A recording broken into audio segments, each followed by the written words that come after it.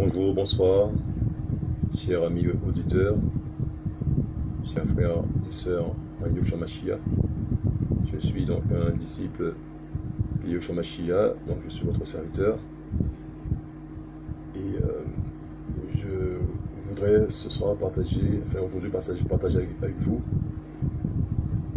un thème, un rapide partage sur la puissance de la repentance. Voilà, c'est Yeshua Mashiach, Yeshua donc qui est le nom hébreu de Jésus de Nazareth. Donc ma mission avec cœur ce soir, donc je voulais partager cela avec vous rapidement. La puissance de la repentance. Comme vous le voyez dans Marc 1, verset 4, il est dit, Yohanan, donc c'est Jean, Yohanan, Jean, vint baptisant dans le désert et prêchant le baptême de repentance pour la rémission des péchés. Voilà. Donc, tout chrétien sait, est censé savoir que il doit passer par la repentance, bien sûr, pour la rémission des péchés. C'est un chemin obligatoire. Voilà, donc ça c'est juste pour entrer en matière. Donc le chemin obligatoire qui est la repentance. Ça, tout chrétien donc, doit le savoir. Et donc, il est dit aussi dans Acte 26, verset 20, qu'on va prendre. Acte 26, verset 20.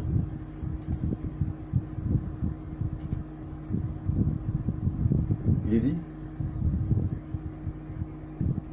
mais j'ai annoncé premièrement à ceux de Damas et à Jérusalem, dans toute la Judée et parmi les nations, de se repentir, de se convertir à Elohim avec la pratique d'œuvres dignes de la repentance. La repentance a des œuvres dignes, a des œuvres. La repentance a des fruits. La repentance produit des fruits.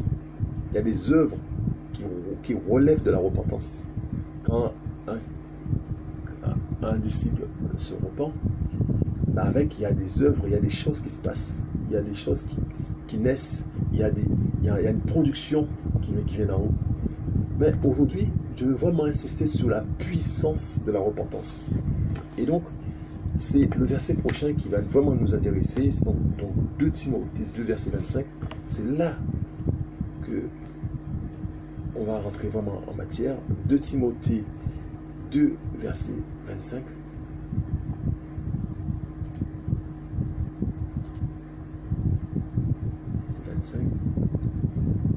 Il est dit, corrigeant avec douceur ceux qui ont un sentiment contraire, peut-être Elohim leur donnera-t-il la repentance pour la connaissance précise et correcte de la vérité. Voilà la puissance de la repentance. La repentance conduit à la connaissance précise et correcte de la vérité. La repentance conduit à la connaissance précise et correcte de la vérité.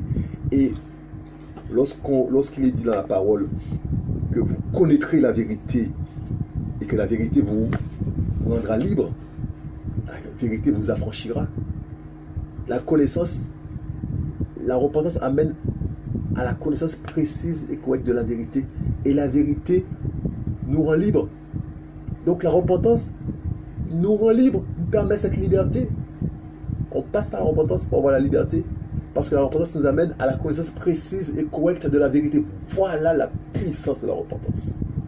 La puissance de la repentance nous amène à la connaissance précise et correcte de la vérité. Et la vérité nous affranchit.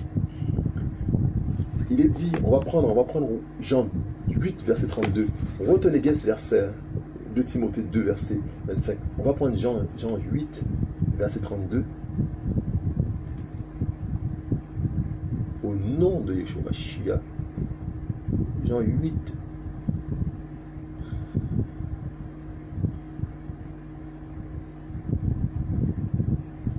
verset 32. Alléluia. Jean 8, verset 32. Alléluia.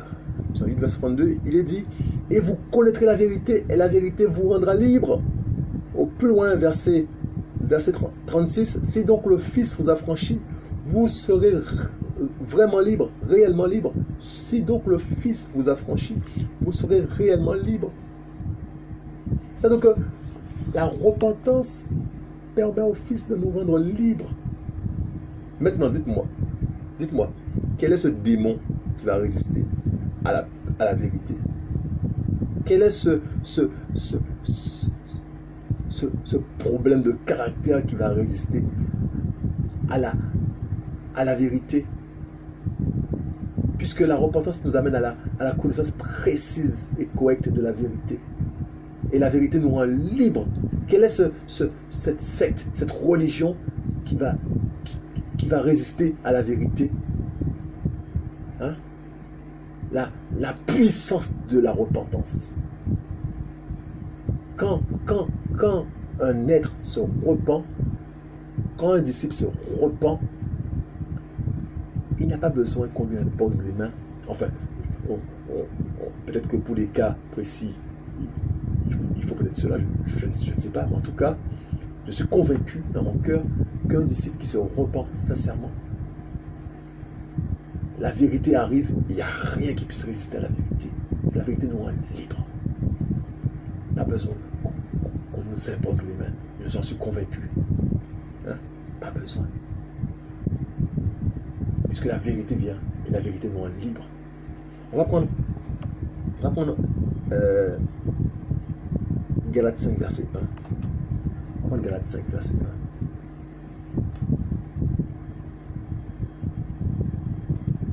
1. Galates 5, verset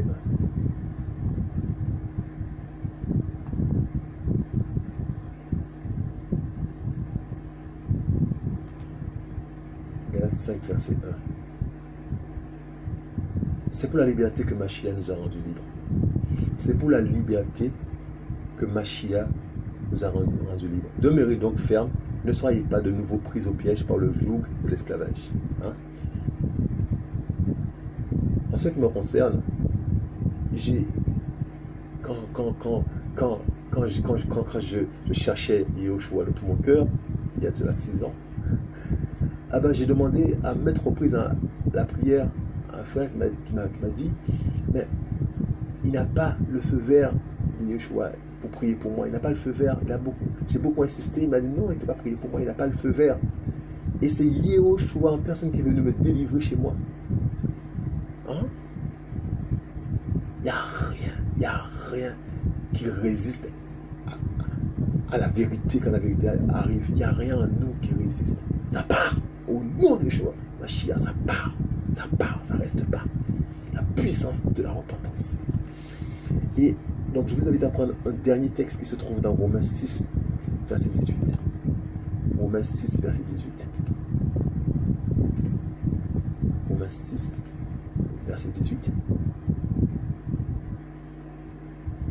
Il est dit, mais ayant été rendu libre du péché, vous êtes devenus esclaves de la justice. Voilà. Donc la repentance, le point de départ, le chemin obligatoire qui est la repentance, amène à tout ça. On est libre du péché et on est devenu esclave de la justice. Alléluia. Et donc maintenant, grâce à la repentance, on a accès au ciel, on a accès au royaume des cieux, on a accès à Yehoshua. Grâce à la repentance, la puissance de la repentance. Mes frères, mes amis, dans la parole, je vous invite à vous repentir sincèrement, si ce n'est pas fait. Repentez-vous. Repentez-vous. Quel que soit ce que vous auriez fait, il n'y a que le blasphème contre l'esprit, lequel il y a un souci, on ne peut pas revenir dessus. Mais, quel que soit le péché dans lequel vous vous trouvez, quel que soit le problème qui sont dans votre cœur, le problème de la meurtrissure, la maladie dans le cœur, le cœur meurtri, quel que soit la jalousie, quelle que soit la colère, quelle que soit l'animosité, la convoitise, quelle que soit la chose qui vous empêche, qui vous fait barrière, je vous invite à la repentance. Il y a une puissance derrière. Il y a une puissance de la repentance. Il y a une puissance de la repentance. La repentance amène la guérison. La repentance amène la liberté. La liberté en Yehoshua. Alléluia. libre de on est libre du péché. On est libre du péché. Ça nous amène la liberté, la puissance de la repentance. Quel que soit ce que vous auriez fait, Yahushua est là. Il vous attend pour vraiment vous recevoir dans ses bras. Hein?